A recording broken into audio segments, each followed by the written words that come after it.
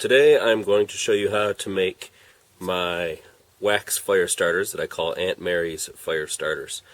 She showed me how to make these, and Demon Hide requested that I make a video showing how to make them.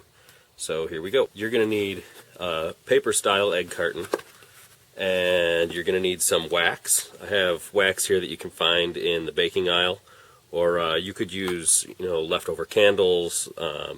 Melted candle wax works fine, especially if you like lavender scented campfires. And then you're going to need some kind of stove. I'm doing this outside because I don't like to use pans for wax because it's extremely difficult to clean out afterwards. So instead of using a pan, I'm going to be using an old coffee can. So then you'd need an old coffee can and obviously vice grips to use as a handle. And then I guess we'll get started here. First things first, you're going to take the cardboard egg carton, and you can just cut the lid straight off. I like to leave the entire bottom intact. That way you can make a dozen of them all at the same time, and you don't have to worry about trying to pour into little individual containers. And I use the lid of the egg carton to make the wick. So you'll want to cut this up into 12 different strips that you can roll up and set into each of these individual little pieces of the egg carton. So I'm going to go ahead and do that.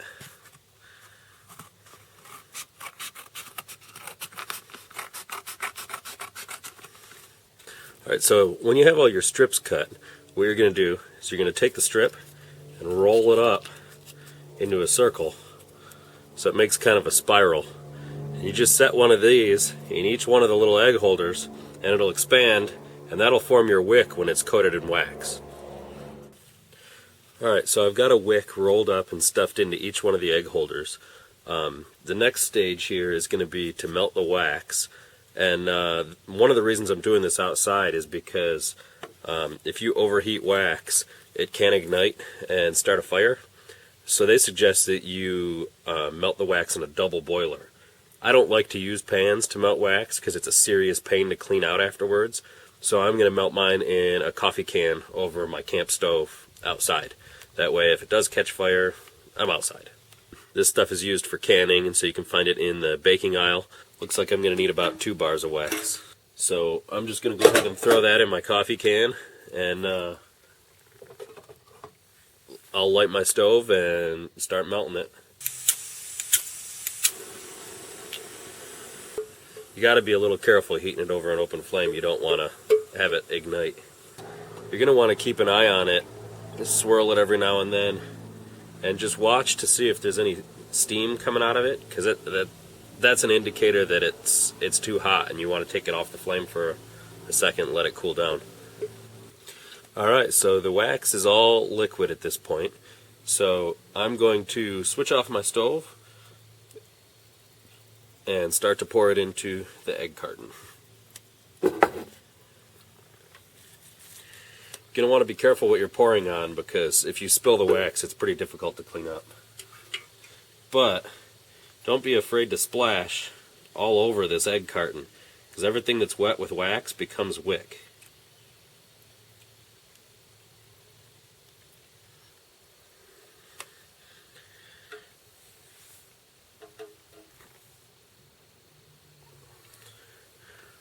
Alright, so at the end, this is what you're going to end up with, and you can kind of tip it around and spill the wax back and forth to try to even them all out. Then you just want to let it sit until that wax totally hardens. Once it's totally hardened, you can cut these up into individual little fire starters, and you'll have a dozen of them. I'll just go ahead and demonstrate how one of these works.